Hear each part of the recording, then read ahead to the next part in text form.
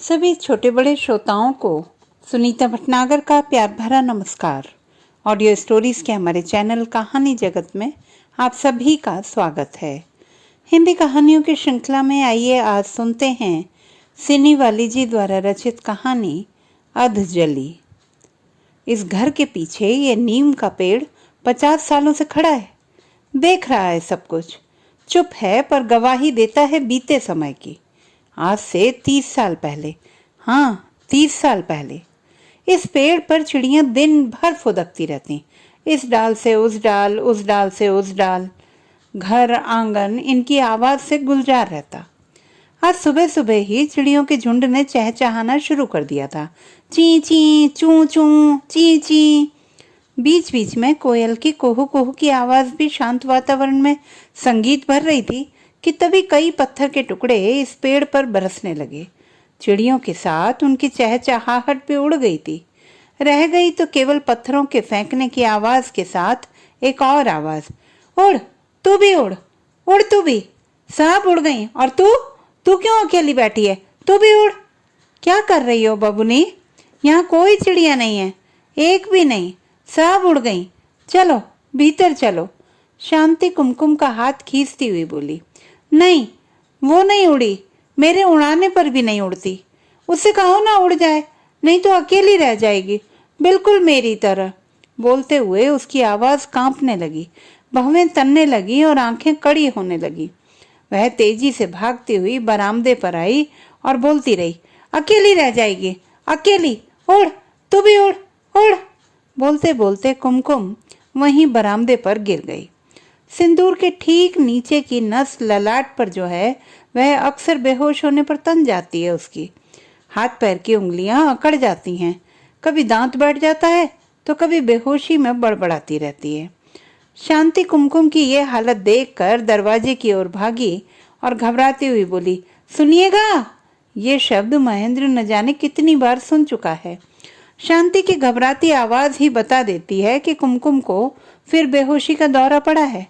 कितने डॉक्टर वैद्य से इलाज करा चुका है, सभी एक ही बात कहते हैं, मन की बीमारी है। आ तुम मैं ये सब देखकर महेंद्र के भीतर दबी अपराध बोध की भावना सीना तानकर खड़ी हो जाती। कुमकुम की बंद आंखों से भी वह नजर नहीं मिला पाता। सिरहाने बैठकर वह उसके माथे को सहलाने लगता और शांति कुमकुम के हाथ पैर की अकड़ी हुई उंगलियों को दबाकर सीधा करने की कोशिश करने लगती। महेंद्र पानी का जोर जोर से छींटा तब तक उसके चेहरे पर मारता जब तक कि कुमकुम को होश नहीं आ जाता। होश आने के बाद कुछ देर कुमकुम की आंखों में अनजानापन रहता। वह चारों ओर ऐसी शून्य निगाहों से देखती जैसे यहाँ से उसका कोई नाता ही ना हो। धीरे धीरे पहचान उसकी आंखों में उतरती। कुमकुम धीरे से बुदबुदाई, दादा दादा। महेंद्र के भीतर आंसुओं का अथाह समुद्र था, पर आंखें सूखी थीं। वह कुमकुम का माथा सहलाता रहा। दादा क्या हुआ था मुझे? कुमकुम की आवाज कमजोर थी। कुछ नहीं, बस तुझे जरा सा चक्कर आ गया था, ये तो होता रहता है। अब तुम एकदम ठीक हो। हाथ पैर में दर्द हो रहा है, लगता है देह में जान ही नहीं, जैसे किसी ने पूरा खून चूस लिया हो। तुम आराम करो, भौजी पैर दबा रही है। पता नहीं क्यों मैं बार बार चक्कर खाकर गिर जाती हूँ। महेंद्र के पास इसका कोई जवाब नहीं था। इसका ध्यान रखना। इतना बोलकर उसका माथा एक बार बहुत स्नेह से सहलाकर वह बाहर चला गया। महेंद्र के जाने के कुछ देर बाद तक कुमकुम शांति को गौर से देखती रही। भौजी, दादा कुछ बताते नहीं, मुझे क्या हुआ है? डॉक्टर क्या कहता है, मुझे बताओ तो। तुम्हें आराम करने के लिए कहा है। कुमकुम का हाथ सहलाती हुई शांति बोली। भौजी, क्या डॉक्टर सब समझता है मुझे क्या हुआ है? हाँ बबुनी, वह डॉक्टर है ना। तुम तो ऐसे बोल रही हो जैसे वह डॉक्टर नहीं भरतार हो। शांति के चेहरे पर मुस्कुराहट की बड़ी महीन सी लकीर खिंच गई। जाओ भौजी, तुम्हें भी काम होगा, मैं भी थोड़ी देर में आती हूँ, अभी उठा नहीं जाता। मैं तो कहती हूँ थोड़ी देर सो जाओ, रात में भी देर तक जगना होगा। क्यों, याद नहीं? कल सुषमा का ब्याह है और आज रात मंडवा है। मैं तो जा नहीं सकती, तुम्हें ही जाना पड़ेगा। नहीं तो कल कौन। बोलते बोलते शांति बिना बात पूरी किए तेजी से बाहर निकल गई। बेहोशी से आई कमजोरी के कारण कुमकुम की आंख लग गई। सपने में कुमकुम ने देखा नीले आकाश में उजले उजले बादल रुई की तरह तैर रहे हैं। दो उजले बादल आपस में टकराए और नीला आकाश सिंदूरी हो गया। जहां दोनों बादल टकराए थे वहीं से एक सुंदर युवक निकलकर उसकी ओर बढ़ रहा है। उसकी मांग और वह भी सिंदूरी हो जाती है। युवक उसकी ओर मुस्कुराते हुए बढ़ता चला आ रहा है, आहिस्ता आहिस्ता। उसका सीना चौड़ा है और बाहें बलिष्ठ। होंठों पर गुलाबी मुस्कान है और बाल काले घुंघराले हैं। आंखें, उसकी आंखों को देखने से पहले ही कुमकुम की आंखें लाज से झुकी जा रही हैं और वह लाज से लाल हुई जा रही है। युवक उसके पास, बहुत पास आ जाता है। उसकी सांसें तेज होने लगती हैं। उन दोनों की सांसें एक होती कि तभी बादलों का रंग अचानक काला हो गया और तभी दो काले बादल आपस में टकराते हैं और भयंकर गर्जना होती है। आकाश में बिजली चमक जाती है। इस बिजली की चमक में उस युवक का चेहरा इतना डरावना और भयंकर दिखा कि कुमकुम डर से चीखने लगती है और पसीने से नहा जाती है। तभी उसकी नींद टूट जाती है। वही, हाँ वही तो थे, पर इतना डरावना चेहरा क्यों हो गया उनका? पर कैसे कहूँ कि वही थे? उनका चेहरा आज तक तो ठीक से देखा भी नहीं है मैंने। वर्षों बीत गए। ठंडी सांस लेकर कुमकुम बिछावन पर लेट गई।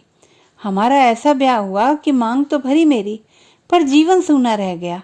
12 बरस बीत गए इसी चैत में। उसके कानों में भी बात गई थी, पर उसे किसी ने बताया नहीं था कि शादी कहाँ होगी, किससे होगी। उसे बस यही पता था कि घर वाले जहाँ कहेंगे, जब कहेंगे, उसे तैयार रहना है। उसे कुछ पूछना नहीं है, बस चुपचाप सब करते जाना है। बेटियों को ऐसा ही होना चाहिए, जिसके पास प्रश्न नहीं होते। वो भी तैयार थी, पर उसके कान में बात आई थी। बाबूजी ने दादा से कहा था, कर दो ब्याह। इतना अच्छा घर वर तो हम किसी जन्म में भी नहीं कर पाएंगे। इस तरह का ब्याह तो होता रहता है। लड़का लड़की साथ रहते हैं तो सब ठीक हो जाता है। और अपनी कुमकुम तो सुंदर भी है। मेरी सुंदरता और मेरी देह सब के लिए एक आशा की किरण थी कि सब कुछ ठीक हो जाएगा। दादा कुछ नहीं बोले। लड़का अच्छी नौकरी करता है। दादा के दोस्त सूरज दा है ना, उन्हीं के ननिहाल का लड़का है। कल लड़का घर लाया जाएगा। कल बढ़िया मुहूर्त है, पता लगा लिया गया है। ऐसी शादी में जो तैयारी हो सकती है कर दी गई है। पुआल के साथ कच्चा बांस बस मिट्टी से कटवा कर आंगन में एक किनारे रख दिया गया है। पीली धोती और लाल साड़ी पलंग पर रखा देखा था मैंने। दोनों कपड़े एक साथ देखकर मीठी सी सिहरन तो हुई, पर उससे अधिक मैं डर गई। ब्याह के नाम पर सतरंगी सपने जो आंखें देखती, उनमें खुशी की जगह डर समा गया। क्या होगा, कैसे होगा? जबरदस्ती के ब्याह में अगर वह नहीं माने तो? लेकिन मैं किससे कहती? इस डर से तो लड़कियां गुजरती ही हैं। ये सोचकर अपने को समझा लिया। कहीं ना कहीं अपने भीतर ये भरोसा भी था कि किसी तरह मैं उनका मन जीत लूंगी, पर कहाँ जीत पाई। इतने बरस बीत गए। ब्याह करके जो गए फिर लौट कर नहीं आए। बाबूजी उनके आने का रास्ता देखते देखते दुनिया से चले गए और मैं रास्ता देखते देखते अहल्या बन गई। ब्याह के समय एक बार तुम्हारे चेहरे पर नजर गई थी। पंडित जी मंत्र पढ़ रहे थे। उसी पवित्र अग्नि में तुम्हारा चेहरा दिखा था। तुम गुस्से से तमतमाए हुए थे। उस गुस्से में भी अपनापन दिखा, बस तुम्हारी हो गई। पंडित जी ब्याह के बाद बोले थे कि सियाराम की जोड़ी है। सच में सियाराम की जोड़ी ही है हमारी, कि आंखें कभी मेरी सूखती ही नहीं। उसी समय मेरे जीवन में सूरज उगा था, पर क्या पता था कि ये सूरज उगने के साथ ही डूब जाएगा और बच जाएगी काली अंधेरी रातें। कौन कौन सा पूजा पाठ न किया, किस मंदिर के द्वार पर माथा न रगड़ा। कई बार दादा तुम्हारे घर गए, तुम्हारे घर वालों ने उन्हें क्या नहीं कहा, पर वह मुझे हर बार आकर यही कहते, घर वाले बहुत अच्छे हैं। लड़का नौकरी के काम से बाहर गया है, लौटते ही यहाँ आएगा। शुरू शुरू में तो वह यही कहते रहे, फिर लौटते तो कुछ नहीं बोलते, लेकिन उनकी चुप्पी कहती, नहीं आने वाले, कभी नहीं आते। आ जाते तुम एक बार तो मैं तुम्हें बताती कि कैसे बीते हैं ये 12 साल। वनवास तो 12 बरस का था। पर मेरा तो पूरा जीवन ही वनवास बन गया। तुम्हारे मन में ना बसी, तुम्हारे साथ घर ना बसा सकी तो मैं वनवासी हुई ना, अकेली जंगल में भटकती हुई। एक एक दिन ऐसे बीतता है जैसे हर दिन जहरीला कांटा बनकर मेरी देह में चुभता जाता है। इन बीते सालों में मेरी देह कांटे ही कांटों से भर गई है। झटपटाती हूँ दर्द से। इन कांटों का घाव भीतर तक होता है, लेकिन इन घावों से सिर्फ आंसू निकलते हैं। इन बीते दिनों का दर्द मेरे हाथ की लकीरों में भी उतर आया है। तभी तो सभी रेखाएं एक दूसरे को काटती रहती हैं और मेरी भाग्य रेखा तुम्हारी भाग्य रेखा से नहीं मिल पाती है। सोचती हूँ इस ब्याह से क्या मिला, कांच की चूड़ियाँ और मांग में सिंदूर। कुमकुम नाम है मेरा, पर काली स्याही पुती है मेरे जीवन में। तुमसे ब्याह होते ही जहर घुल गया जिंदगी में। तुम्हारा तो कुछ नहीं बदला, पर मेरा शरीर छोड़कर सब कुछ बदल गया। यहाँ तक कि ये घर भी अब मेरा नहीं रहा। अब ये घर घर नहीं नैहर हो गया। सब कहते हैं बेटियां नैहर में अच्छी नहीं लगती, पर गोत्री हो गई। दान होते ही बेटी दूसरे गोत्र दूसरे घर की हो जाती है। जैसे मैं इंसान नहीं, सामान हूँ। मेरी कोई इच्छा नहीं, कोई ज़रूरत नहीं। सामान हूँ, दान कर दी गई। सामान हूँ, तुम चाहो तो ले जाओ, नहीं चाहो तो। कभी कभी सोचती हूँ मैं तुम्हारा नाम लेते लेते मर जाऊं तो। तुम्हारे हाथ की आग भी मुझे नहीं मिलेगी, मुझे पेट नहीं मिलेगा। मैं पूछती हूँ तुमसे, हमारे सारे धर्म ग्रंथ क्या पुरुषों ने ही बनाए हैं कि बिना पुरुष के औरतों की कोई गति ही नहीं? धर्म कहता है मेरी देह पर पहला अधिकार तुम्हारा है। देह, हाँ देह। न जाने क्या सोचकर ईश्वर ने बनाया ऐसे कि इसे भी भूख लगती है। उस समय डर जाती हूँ मैं। मेरे बिछावन पर सांप लौटने लगते हैं। हाँ, काला सरसराता हुआ रेंगता हुआ मेरी ओर आता है। मैं डर जाती हूँ, पर मैं भाग नहीं पाती। मैं देखती रह जाती हूँ। सरसराता हुआ सांप मेरी देह पर चढ़ता है, फिर रेंगता है, हर अंग पर आहिस्ता आहिस्ता। उफ, कैसे बताऊं तुम्हें ये सिहरन। फिर सांप मुझे डसता है, पूरे शरीर में जहर चढ़ जाता है। जहर भरी देह में एक और जहर। कभी कभी ये मुझे बहुत डराता है तो कभी ये मुझे अच्छा लगने लगता है। उस जहर में भी प्रेम है। लिपटी हूं मैं उस सांप से। देखो, जरा भी लाज नहीं बची है मुझ में। हाँ, नहीं बची, क्योंकि लाज के परे भी तो कुछ होता है। सब बेकार हो गया, मेरी देह, मेरा मन, मेरा जीवन, एक तुम्हारे बिना। तुम पर गुस्सा आता है। जब तुम आओगे तब मैं तुम्हें बताऊंगी मैं चंदन की लकड़ी कितनी तपी, कितनी जली, एक तुम्हारे बिना। फिर भी अपना स्वभाव नहीं छोड़ा तुमसे प्रेम करने का। सब कहते हैं तुम कभी नहीं आओगे, पर मैं जानती हूँ कि तुम आओगे, और वह रात भी आएगी जिसमें सांसें एक होती हैं। तन और मन शांति का भी सूखा था। सब कहते हैं उसकी कोख भी सूख गई, नहीं तो इतने बरस में इस सूने घर में बच्चों की किलकारी नहीं गूंजती। कहने वाले तो ये भी कहने लगे कि अब इस घर का वंश ही खत्म हो गया। भौजाई को ना सही, ननद को ही होता, तो भी कहने के लिए तो इस घर का होता। कुमकुम ऐसी अभागिन निकली कि पति को दुहराकर मुंह नहीं देखा, और शांति तो बांझी हो गई। बांझ शब्द शांति के कानों के भीतर ऐसे उतरता जैसे किसी ने जलता हुआ लाल दहकता कोयला डाल दिया हो, और ये आग उसके कलेजे को धू धू कर जलाती है। पर वह किससे कहे, कैसे कहे कि वह वसंत तो आया ही नहीं कि उसकी कोख में कोपल फूटता। उसका जीवन तपता रेगिस्तान बन गया जिसमें एक हरी धूप भी नहीं बची। दूर दूर तक बस जलता हुआ बालू ही बालू। पति महेंद्र को बस घर से खाने तक का ही मतलब रह गया था। दिन भर गाय और खेती के कामों में उलझे रहते। जो समय बचता उसे भी द्वार पर बैठकर बिता देते, कभी 2-4 लोगों के साथ तो कभी अकेले ही। रात भी उंगली पकड़कर महेंद्र को शांति के कमरे तक नहीं पहुंचा पाती। इस घर के भाग्य में लगता है सुनी ही रातें लिखी हैं। सब बातों से शांति समझौता कर लेती, पर अपने भीतर की ममता को कैसे समझाती। अनजाने ही उसकी कोख में हलचल होने लगती। छाती फाड़कर भीतर से कुछ निकल जाना चाहता। उसका मन करता कि उसे भी कोई माँ कहे। कान कहते आज तक इतना कुछ तो सुना, पर माँ न सुना। संसार का सबसे मीठा शब्द माँ होता है।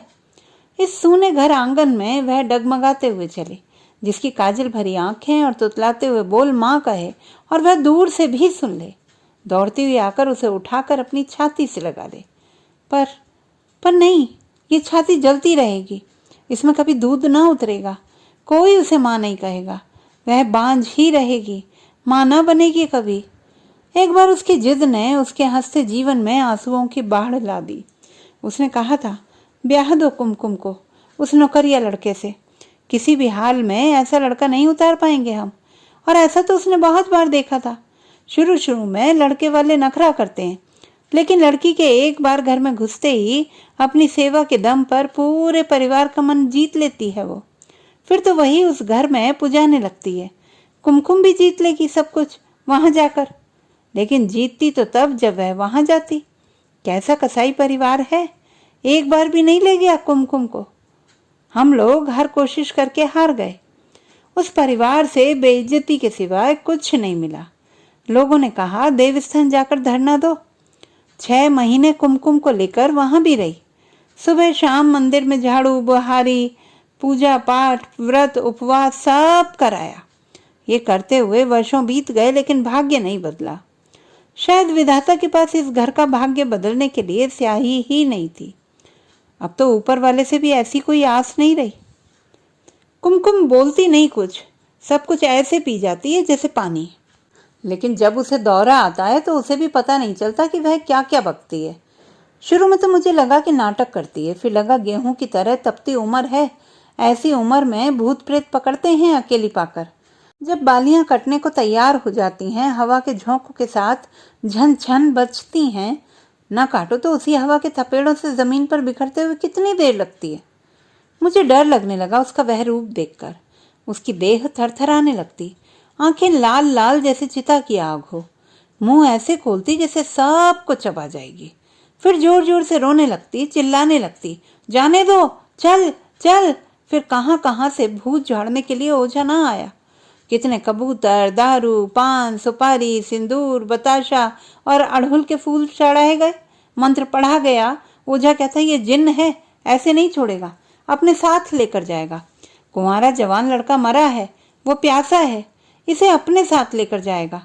नहीं मानेगा, किसी भी हाल में नहीं मानेगा। लेकिन वह नहीं आया जिसकी जरूरत थी।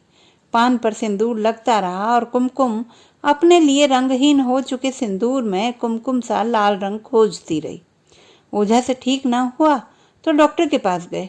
डॉक्टर बोला कोई बीमारी नहीं है, केवल पति का साथ ही इसे ठीक कर सकता है। एक गलती ने किस तरह बदल दिया सबका जीवन। जबरदस्ती नहीं, सहमति से साथ होता है। जीवन भर का साथ रंग रूप देह पर टिकता है, लेकिन सबसे ज्यादा जरूरी मन का मिलना है। अब समझ में आ रहा है।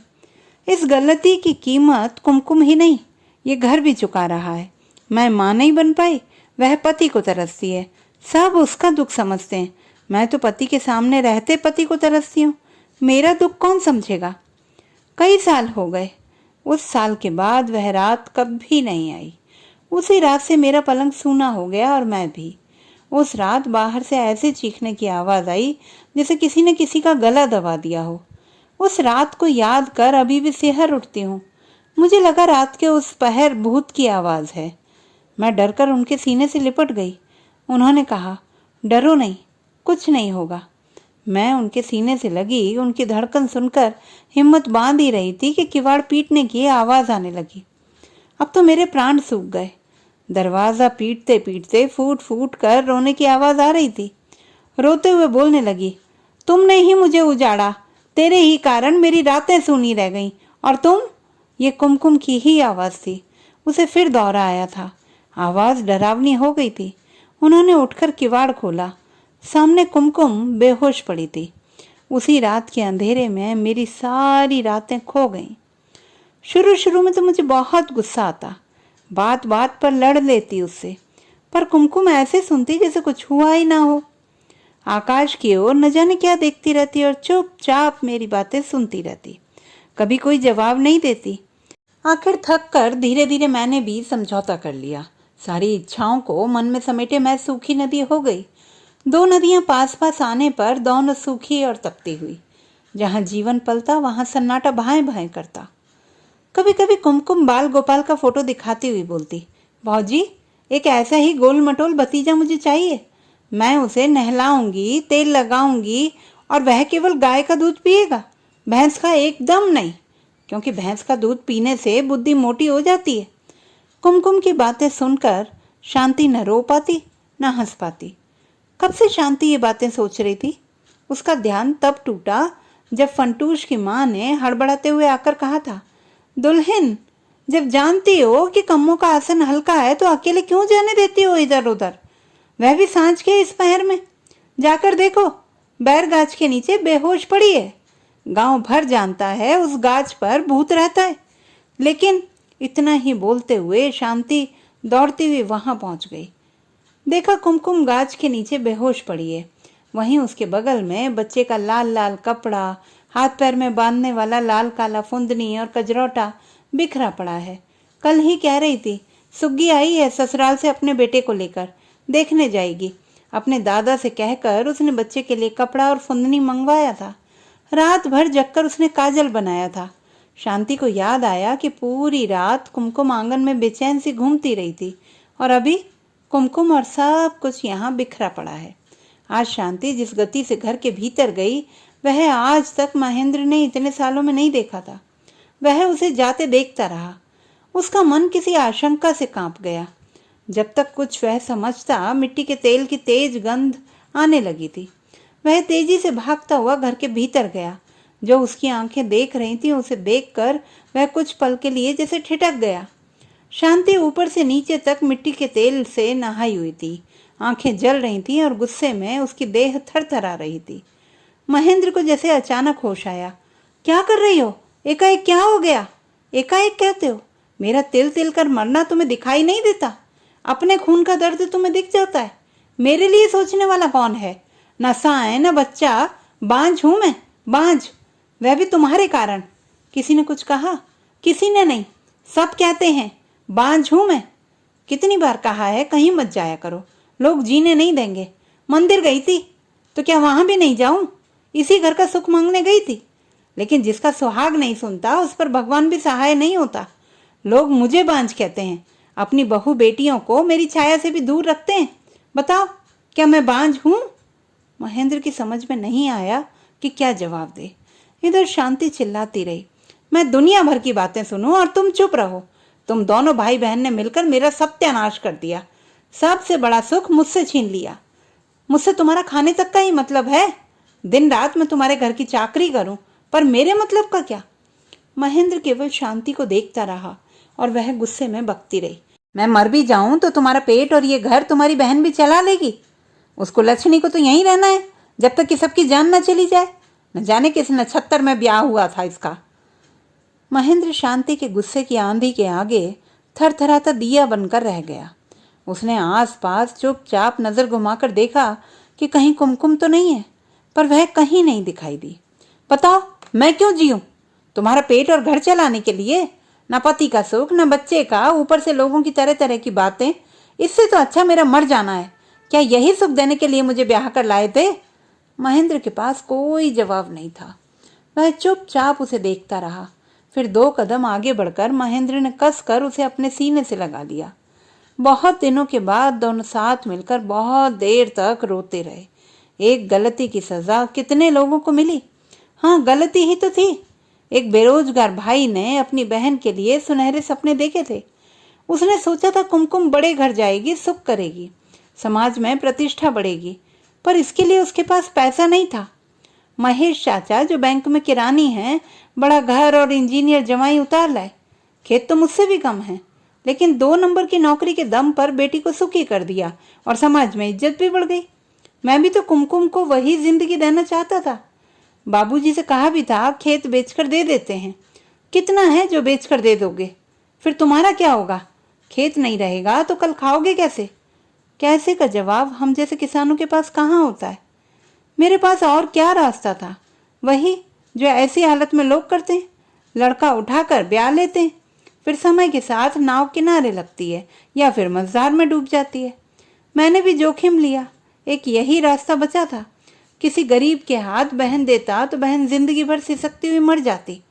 शुरू शुरू में परेशानी तो होगी, बहुत कुछ बर्दाश्त भी करना होगा, कर लूंगा, पर यह न सोचा था कि जीवन मरण के बराबर हो जाएगा। बाबूजी कुमकुम को विदा करने की साध मन में ही लिए विदा हो गए। कुमकुम जीते जी लाश बन गई। उसकी इस हालत का जिम्मेदार तो मैं ही हूँ।